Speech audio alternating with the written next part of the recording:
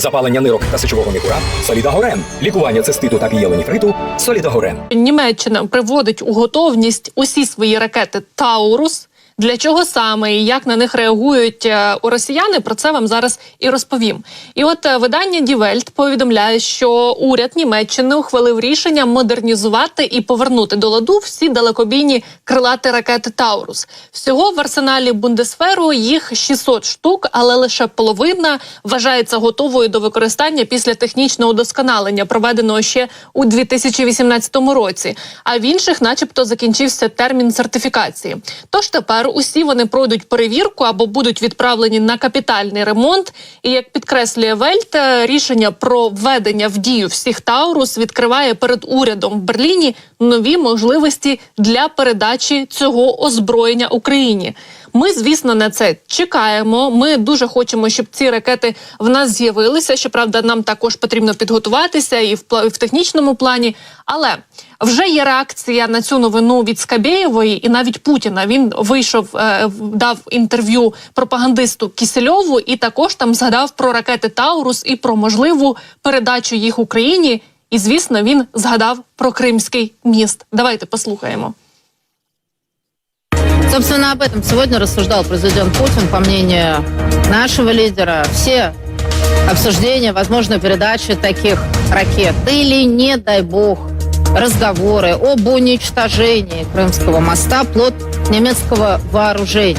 Ну и вообще, обстановка на поле боя «Таурус», любое оружие, американское, британское или французское, поменять не способно. Ну а Берлину надо хорошенько подумать. Путин сказал это вежливо, но прозвучало максимально. Фантазируют, сами себя подбадривают, во-первых. Во-вторых, нас стараются запугать. Но там существует, что касается ФРГ, там существуют проблемы и конституционного характера.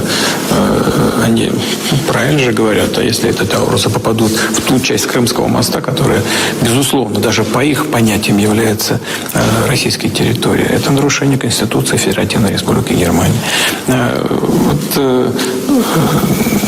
Ну, дело в том, что оппозиция это там в ФРГ, она ведет себя еще более агрессивно. Ну, посмотрим, для чего они договорятся. Мы так внимательно следим за этим.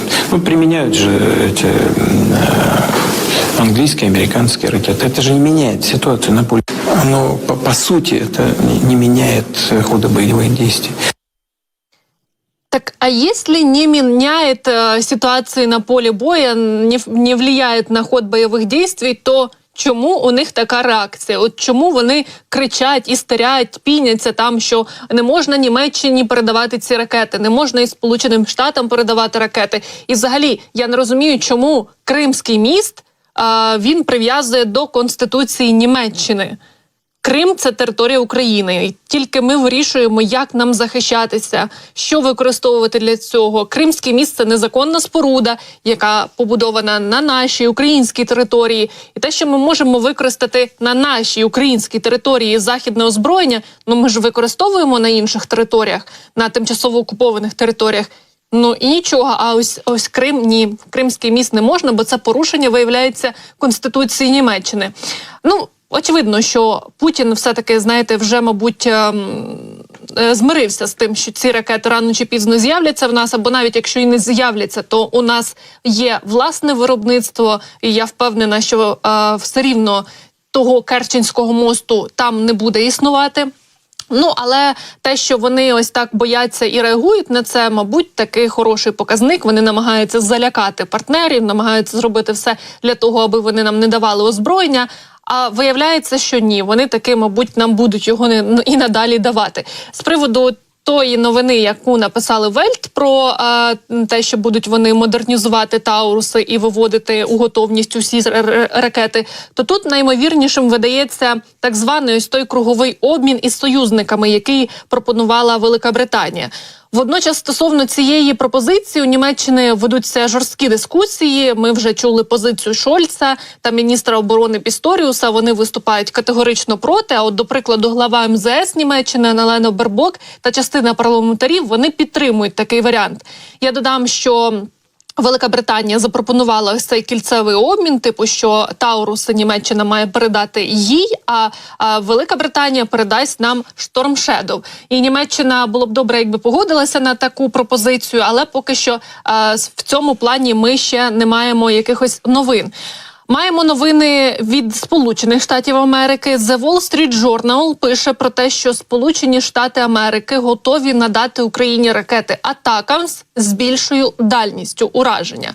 За словами американських чиновників, Україна давно наполягає на тому, аби Пентагон надав Збройним силам ракети «Атакамс», які мають дальність дії понад 180 миль, це близько 290 кілометрів, на 300 кілометрів, і можуть посилити здатність України завдавати ударів по російських військах у Криму.